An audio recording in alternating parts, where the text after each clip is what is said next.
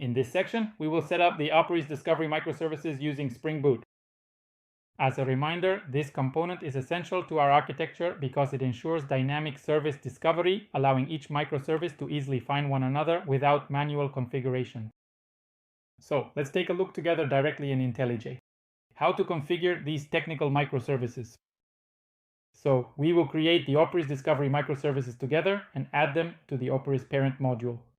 To do this, we'll click on Operis and add the new module just like we did before with the project service. So we'll choose Java as always, and then please type the full name Operis Discovery into the designated field. So the path is still under formation. Operis, it's a module, Maven. Of course, what's important is to always check the parent, which is Operis, just like we did before. Let's quickly check the group ID. It's the same as Operis, and the artifact is Operis Discovery. So normally, everything is fine. We'll click on the Create button. We can clearly see that the Operis Discovery module has been created.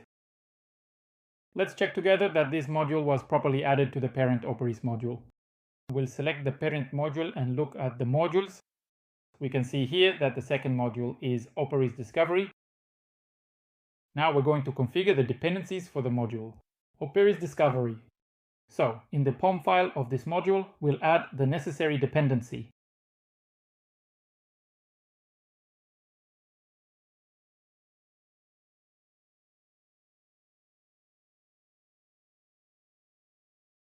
Which dependency should we choose so that this module acts as a discovery service? We'll choose Spring Cloud Starter, Netflix, Eureka Server. You can see it here, we'll select it. So, as always, the group is org.springframework.cloud. We'll choose it as well.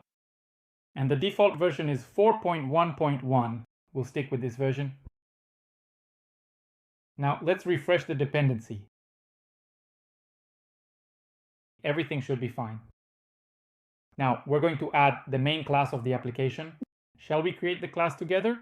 Operis Discovery Application. So, first thing, let's add the package com.operis. Operis, we're all good to go now. Let's add this class. We'll name it Operis Discovery Application.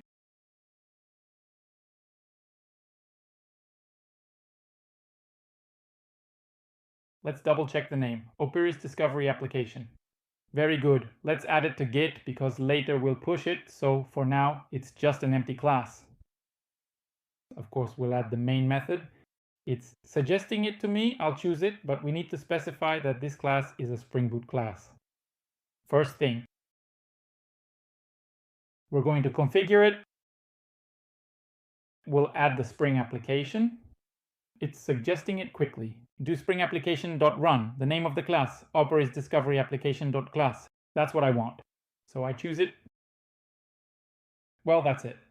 I typed it wrong, but it's not a big deal. We'll fix it manually. And we'll import it. That's good. And you need to specify with the SpringBoot annotation that this is a SpringBoot class. All right, we're good. But there's still one thing missing, even though we've already added the dependency. But we need to add a configuration to tell it that this module should behave as a Eureka server. So we have the base annotation. Eureka enable Eureka server. So I'll select it and I think we're good for the Java config.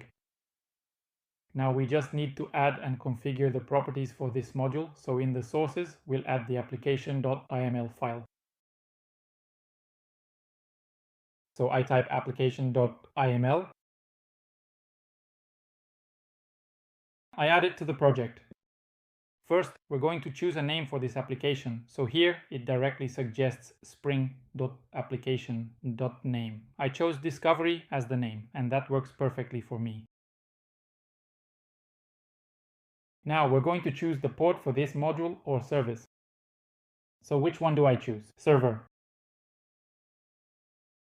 Port 8761. So let's say this is the default server. Standard for a discovery service.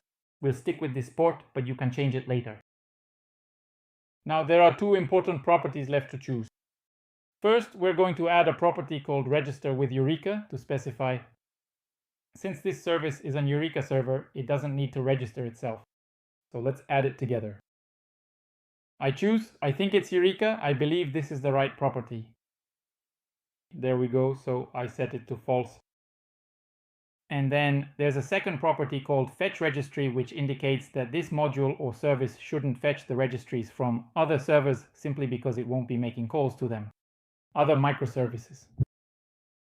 So I select it, and normally that's it. Now we can launch the application and check that everything is working fine. So right on the main class, we're going to simply click run and then carefully watch the terminal and patiently wait for a little bit. That's all. We can clearly see that the service is running on port 8761. So let's go to Chrome to check that the service is running properly and what it's showing us. So here I'm just going to simply open up the Chrome browser and then we'll type in some information. Localhost at port 8761. And that's it. We can clearly see the interface that offers us the Eureka service. What's important here is the instance, Eureka registry book.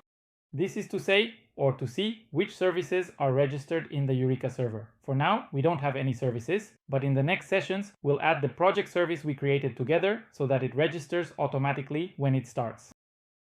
That's all for this session. See you soon.